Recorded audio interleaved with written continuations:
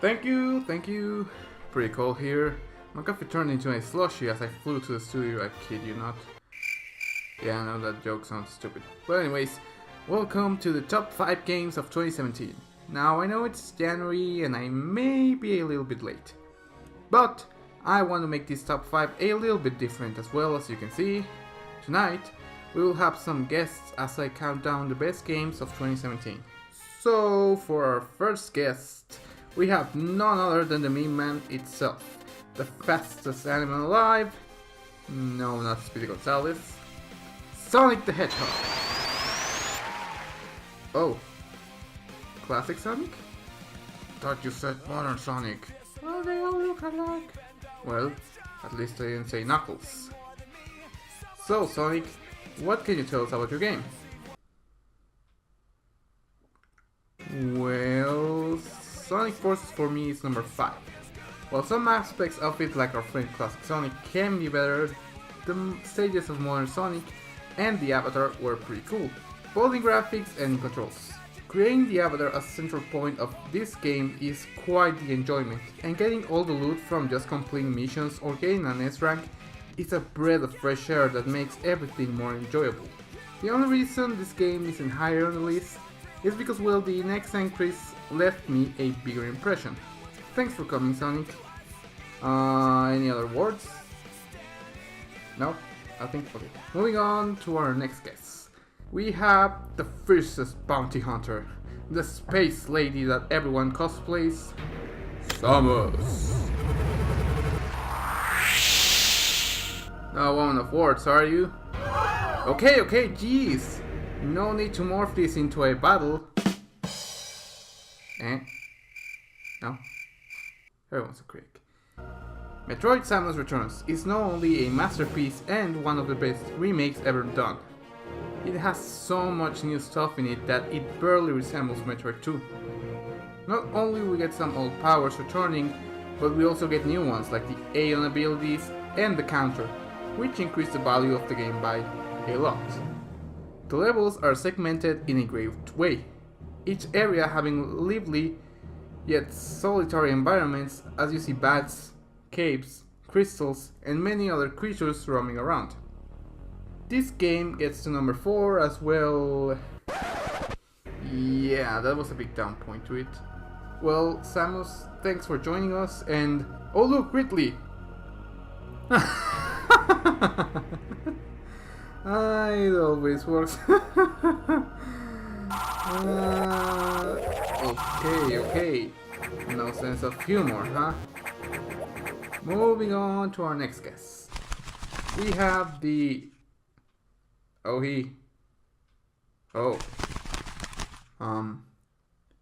then. We have for our next guest, the feathered archer, the Rito hero, Revali. Can I use my bow here? Sorry, no weapons allowed, except if they're part of you. So Revali, what can you tell us about your game? Well, for once, Rito plays an important role rather than just giving an orb to the hero, as I trained Link to be better with his aiming, still not better than me though. We also see Link having a big liberty in this game as he climbs, soars, explores, swims. Pretty much everything can be done in this game, and he has so many secrets into it. Of course, he can also abuse my powers and the powers of the others, like for example my Gale, Urbosa's Rage, Daruk's Protection, and Mipha's Pledge. But you have to admit mine can break the game, or well, give you other options to traverse the territory. Not only the game breaks, as the weapon degradation is... yeah, not the best system, as it can be frustrating and quite annoying at times. But for reimagining how a Zelda should be, it earns place 3. Wait, 3? They told me it was number 1. Even the most famous YouTubers agree with that. Well, this is not a Zelda channel. Well, thanks for coming. For our next guest, and I hope it's more friendly, we have the plumber boy himself, the Italian master of rescues, Mario! It's me, Mario! Thank you for inviting me, Bert. Thanks for coming, Mario. Hope you're not angry that your game got second place. What can you tell us about it? Well, this time Bowser really outdid himself. With this plan, he beat me before a game even starts, and I had to receive help from a ghost cat named Cappy. And that's the best mechanic anyone could have imagined. Not only can you make acrobatic jumps and our feats with Cappy, but you can also control other enemies with it, expanding the exploration possibilities like never before. Ah yes, I can turn into a frog, a Goomba, a bullet bill, and even... No, don't! Remember that one's a spoiler. But yes, you can pretty much be anyone and explore many different kingdoms around the world. And don't forget it's getting an update with my brother Luigi, where you can hide a balloon and find it in 30 seconds and the pizza is free!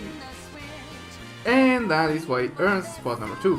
A fantastic game with amazing controls and a simple yet good story. Now, Mers, tentacles, dragons, and creatures around the world, time for a special guest. The number 1 spot on my list goes to a game I'm really invested in. A game that many of my friends have put 100+ hours in it, not even sleeping. For my final guest tonight, I present to you Gramps, Azurda. Welcome and thanks for coming. Was it a long flight? Not really. I took an airplane. Pretty convenient inventions you have made. Thanks. So what can you tell us about your journey with Rex and his blade Pyra? Well, not only do we find Pyra as Rex becomes a driver, but we also meet Nia, Tora, and many others who want to either help us or take control over Rex's legendary blade. That's right. Now the story kicks in after a few moments into the game. If you thought Breath of the Wild and Mario Odyssey had great vistas and music, wait until you play this game. Xenoblade Chronicles 2 has great areas, which are open-worldish as they're not completely interconnected, but separately have many places to go, secrets to explore, and events that occur in the main story or in side quests that reveal even more places to go. The combat is one of the finest in any JRPG, as it's not only simple but fast and fun once you get the hang of it, using arts, changing blades, and everything with just a push of some buttons in the left and right Joy-Cons. Don't forget me. The Titans have many places to go, but without the appropriate blades or friends, Rex can only go so far. As we travel with him, not only do we grow as individuals, but we also get stronger and the blades get more powers and abilities. You can even give Rex and the blades special items to increase health, be stronger, or have a defense against certain elements. And while blades are only obtained through, well, loot boxes, they are fun to get and can give some fun moments like this one.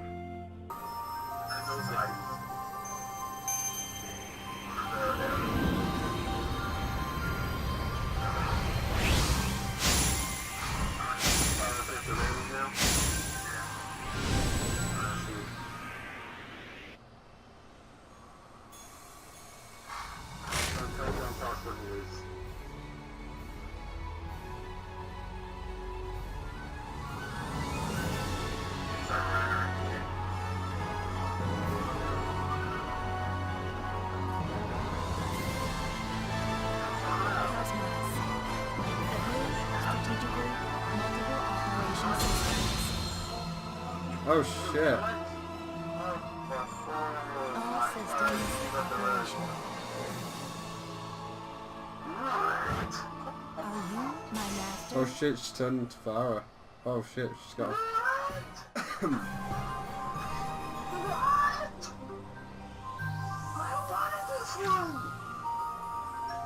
For this and many more that I can tell, as it would spoil you a big part of the game and the magic that is playing through it, Xenoblade Chronicles 2 is my top game of the year. it gets a legendary score of Lunar Eclipse. So thanks for joining us, Urda. My pleasure. That has been it for this time. Tune in next year for another top 5, and may this year be better. I'll see you all later. Bye!